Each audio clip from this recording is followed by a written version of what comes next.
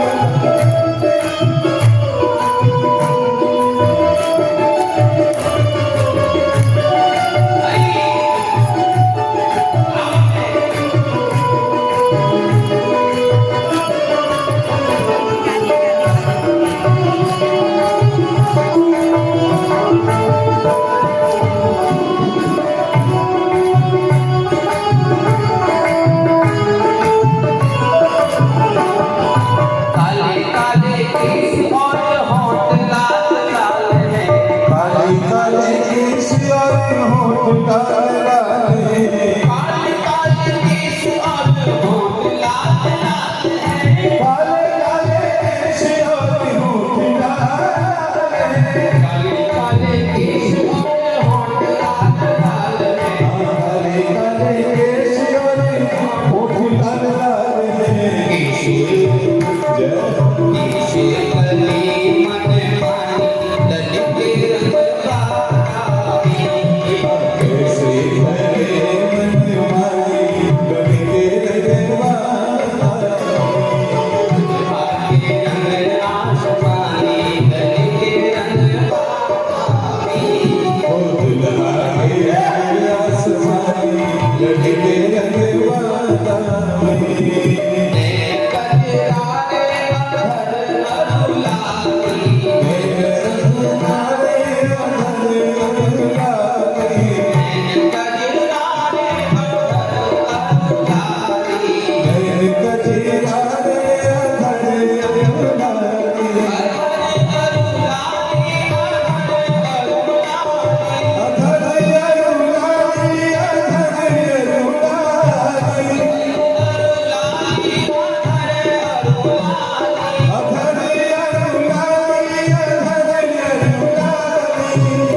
मधुर मुस्काए मधुर मधुर मुस्काए गली रंगावी। ललिते रंग गावी।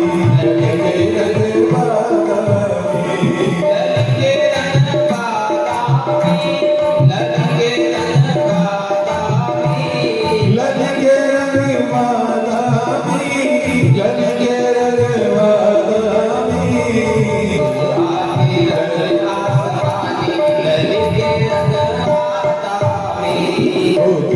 भाग्य रंग आसमानी ललिते रंग गावी।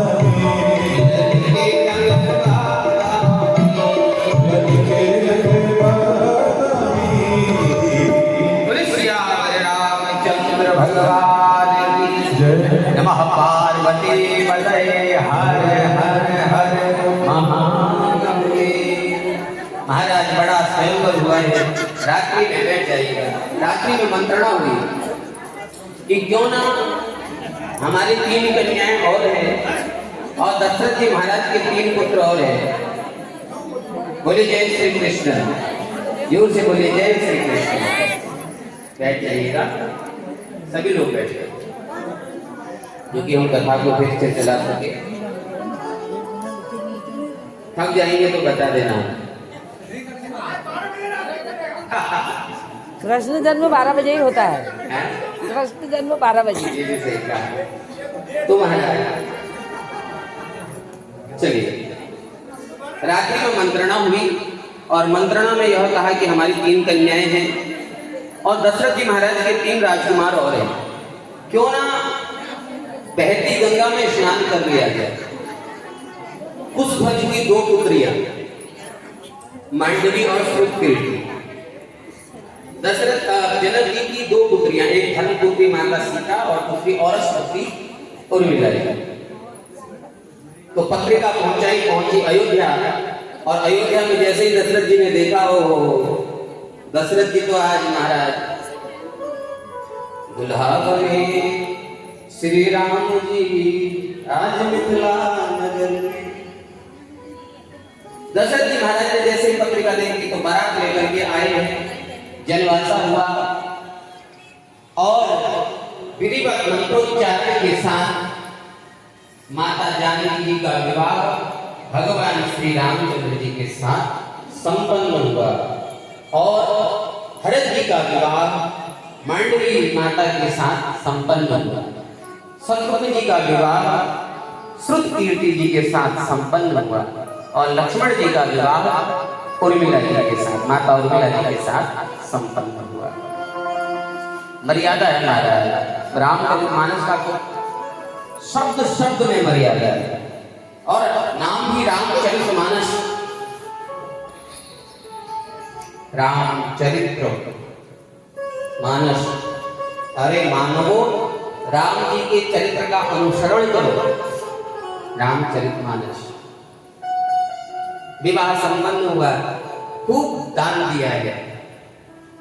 अयोध्या नगरी में पहुंचे हैं, खूब स्वागत हुआ। तीनों माताओं ने बड़ा स्वागत किया। अपने तीनों चारों बहुओं का, चारों पुत्रियों का, बहू कम पुत्रियां अधिक। सुख का समय बड़ा अल्प सा लगता है, छोटा सा लगता है, लेकिन दुख का समय थोड़ा भी बहुत लगता है भगवान।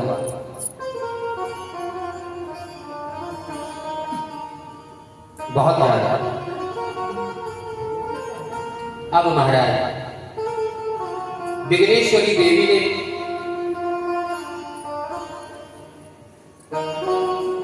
अवध में डेरा जमाया। विघ्नेश्वरी देवी कौन?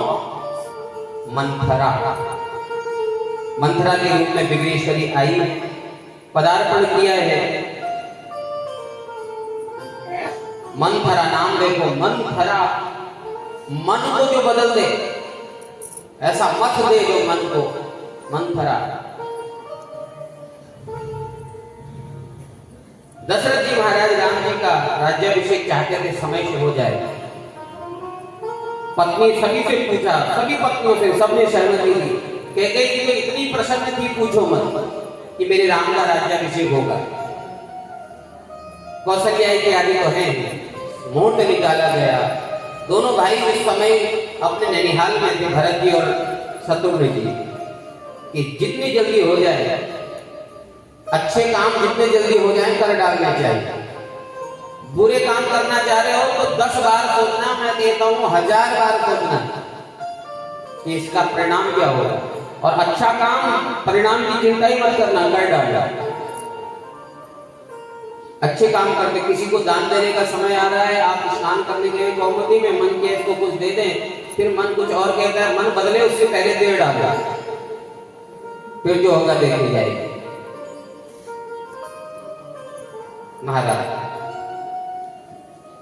राज्याभिषेक का समय हुआ, मुहूर्त निश्चित हुआ, सब तैयारियां हो गई। मंथरा आए कैकेयी के अंदर महल में प्रवेश किया और ऐसे मन को ऐसा बदल दिया कैकेयी को, जो कैकेयी अभी सब देखने के लिए तैयार थी, अब तो महाराज कपड़े उतार लिए, मलिन कपड़े पहन लिए, सारे वस्त्र काले कपड़े पहन लिए, राक्षसी रूप धारण कर लिया। दशरथ जी महाराज पहुंचे, सब आपको पता ही है। ऐसा मैं कुछ नहीं जानती, मुझे पहले 2 वर चाहिए। बोले आज तो मेरा सब कुछ देने का मन है, तू मान 2 वर। बोले तुमने वचन दिया था, वो वर मेरे पूरे करो। देवासुर संग्राम में पहला वचन है भरत को राज तिलक। क्या? राम को नहीं, भरत को राज तिलक, मेरे पुत्र भरत को। और दूसरा वचन है जिसका राज तिलक करने जा रहे हो उसे 14 वर्ष का वनवास। इतना सुनना था कि बेहोश हो गए।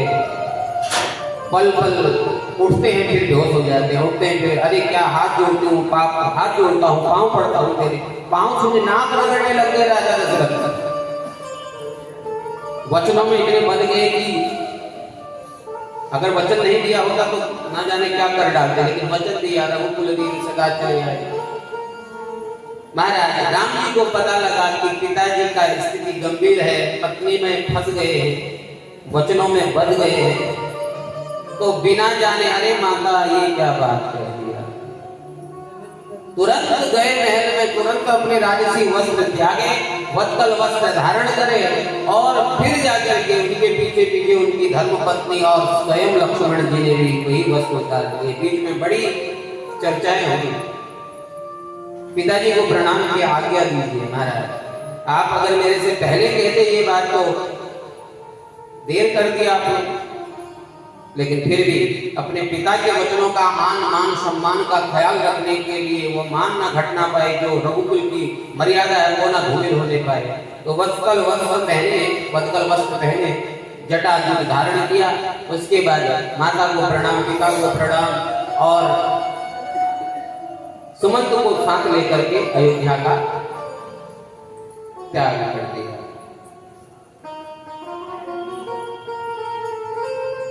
सारे अयोध्यावासी रोने लगे।